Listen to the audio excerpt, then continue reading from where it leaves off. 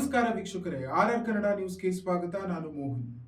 ಕಲಬುರಗಿ ಜಿಲ್ಲೆಯ ಸೇಡಂ ತಾಲೂಕಿನ ಯಾನಗುಂದಿಯಲ್ಲಿ ಬೆಚ್ಚಿ ಬೀಳಿಸುವ ಘಟನೆಯೊಂದು ಬೆಳಕಿಗೆ ಬಂದಿದೆ.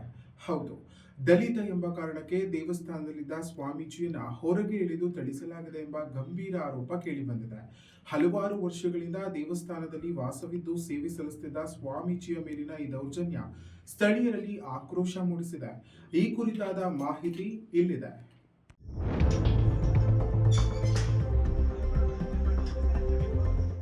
ಕಲಬುರಗಿ ಜಿಲ್ಲೆಯ ಸೇಡಂ ತಾಲೂಕಿನ ಯಾನಗುಂದಿಯ ಮಾತಾ ಮಾಣಿಕೇಶ್ವರಿ ದೇವಸ್ಥಾನದಲ್ಲಿ ಜಾತಿ ಆಧಾರಿತ ಹಲ್ಲೆ ನಡೆದಿದೆ ಎಂಬ ಆರೋಪ ಕೇಳಿಬಂದಿದೆ.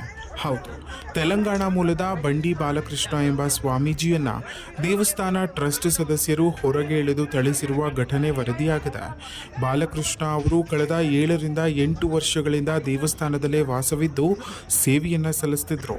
ಆದರೂ ದಲಿತ ಎಂಬ ಕಾರಣಕ್ಕೆ ಅವರನ್ನ ಅವಮಾನಿಸಿ ದೇವಸ್ಥಾನದಿಂದ ಹೊರತಳ್ಳಲಾಗಿದೆ ಎಂಬ ಆರೋಪ ಕೇಳಿಬಂದಿದೆ. ಇನ್ನು ಟ್ರಸ್ಟ್ ಕಾರ್ಯದರ್ಶಿ ಶಿವಯ್ಯ ಹಾಗೂ ಅವರ ಮಗ ಸುಮನ್ ವಿರುದ್ಧ ಗಂಭೀರ ಆರೋಪಗಳು ಕೇಳಿಬಂದಿದ್ದು, ಈ ಹಿಂದೆ ಕೂಡ ಹಲವಾರು ಬಾರಿ ಹಲ್ಲೆ ಮತ್ತು ಜಾತಿ ನಿಂದನೆ ನಡೆದಿದೆ ಎನ್ನಲಾಗಿದೆ. ಕೆಳಜಾತಿಯವರು ದೇವಸ್ಥಾನದ ಒಳಗೆ ಪ್ರವೇಶಿಸಬಾರದು ಎಂದು ಹೇಳಿ ಅವಮಾನ ಮಾಡಿದ ಆರೋಪ ಕೂಡ ಕೇಳಿಬಂದಿದೆ. ಈ ಘಟನೆ ಸಾಮಾಜಿಕ ಜಾಲತಾಣಗಳಲ್ಲಿ ಕೂಡ ವೈರಲ್ ಆಗಿದ್ದು ಆಕ್ರೋಶಕ್ಕೆ ಕಾರಣವಾಗಿದೆ. ಇದೀಗ ಪ್ರಕರಣದ ಬಗ್ಗೆ ಕ್ರಮ ಕೈಗೊಳ್ಳುವಂತೆ ಸಾರ್ವಜನಿಕರು ಆಗ್ರಹಿಸಿದ್ದು, ಪೊಲೀಸರು ತನಿಖೆ ಆರಂಭಿಸುವ ಸಾಧ್ಯತೆ ಇದೆ. ಇನ್ನಷ್ಟು ಸ್ಥಳೀಯ ಮಾಹಿತಿಗಾಗಿ ನಮ್ಮ ಆರ್ಆರ್ ನ್ಯೂಸ್ ಕನ್ನಡವನ್ನು ಸಬ್ಸ್ಕ್ರೈಬ್ ಮಾಡಿಕೊಳ್ಳಿ.